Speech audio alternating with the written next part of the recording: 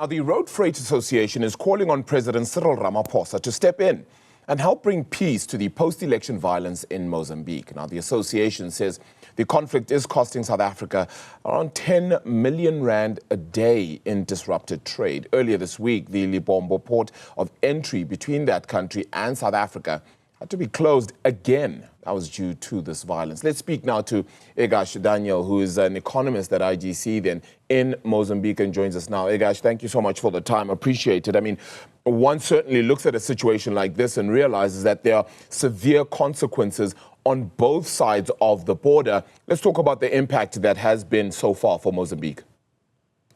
Well, thank you very much for talking to everyone that is listening us.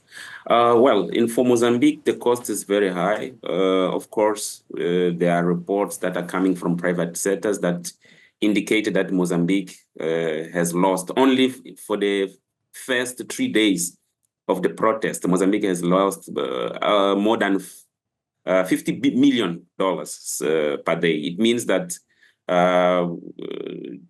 the way, at least if we evaluate the way that the manifestations are taking place, the violence associated, the destructions of infrastructures and also public infrastructures and private infrastructures, is more likely for this to impact negatively in the economy. We have more, at least for the data and statistics, more than 1.2 thousand jobs have been lost. 6,000 families have been affected if we use the statistics that are coming from the private sector. So basically, Mozambique will not perform as expected this year. The economic growth was predicted. The predicted economic growth in the beginning of the year was almost 5%. But because of this situation in this period of the year, the economic growth will reduce to 4 or less than 4% for this 2024. So it's something that is very worrying for the economy, but especially because it has a potential for increase the number of people who live under the poverty. Because we know that the economic situation of Mozambique is fragile. We know the dependence that the economy of Mozambique has is dependent from import and export.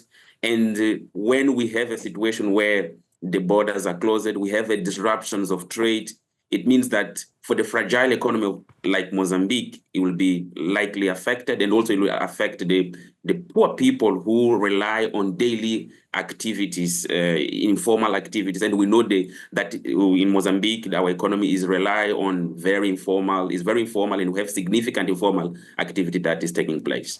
Egas, one would say, though, that every negative situation brings about opportunity, though. Where do you find the opportunity in a situation like this? I mean, the fragility, the destroyed infrastructure means that you get to build new and better. Is there opportunity to do that, or is it also going to be an issue of a lack of funding?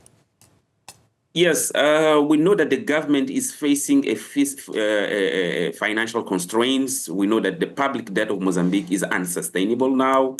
We have a limited capacity of resource mobilization in Mozambique, and the expenditures is very high comparing to the revenue. So I see opportunity at least for reforms, because the manifestation, the protest, the thing that is fueling this process of protest, we know that economic reforms, institutional reforms. So I see opportunity for Mozambique to reform its institutions, to make them more credible. I see opportunity for Mozambique to implement more inclusive economic policies that will include the population that are protesting. So maybe the big opportunity that we see in this situation is related to the reforms and transformations and the policies that may come out from this situation. But unfortunately, it's difficult to build infrastructure. It's difficult to reconstruct. The government is in a situation where its financial capacity is very tight, and I don't see like opportunity to rebuild a country considering the tightness of our financial situation in Mozambique. Egas, take us through very quickly just the protests that ordinary Mozambicans are actually going through? What is it exactly that they want to change? Just fundamentally, the basic things that they would like to see changing in the country. Well, I can say that the protesters are being led by the Venancio Mondlane, who claims to be the winning candidate for the presidential position, for the presidential elections. Basically, the pressure behind the protester, the first thing is to get like the electoral justice to be achieved. Like they want to the justice. They want like a clear winner that are coming out from these elections. But something that is visible is that the protesters are more guided by the social and economic situation of Mozambique. It's like, well, the electoral justice is something relevant, but what fuel the processes, what make this West, what mobilize the people to go to street, to demonstrate, to be violent, is the fact that they are claiming for more justice. They are claiming for economic inclusion. They are claiming for better jobs. They are claiming for better livelihood conditions. So this is the thing that is making it difficult to contain and is making easier even for Venancio Mondlane to call and to mobilize people to join and to claim and to be violent sometimes, as we saw in different situations where people were killed, where infrastructure were destroyed. So these are the center behind all these protests. It's like the worst economic condition of Mozambique they are fueling the electoral justice that is being demanded by the people and by Venancio Mondlane, especially, who is leading or who is behind the mobilization of the people to go to the streets to demonstrate.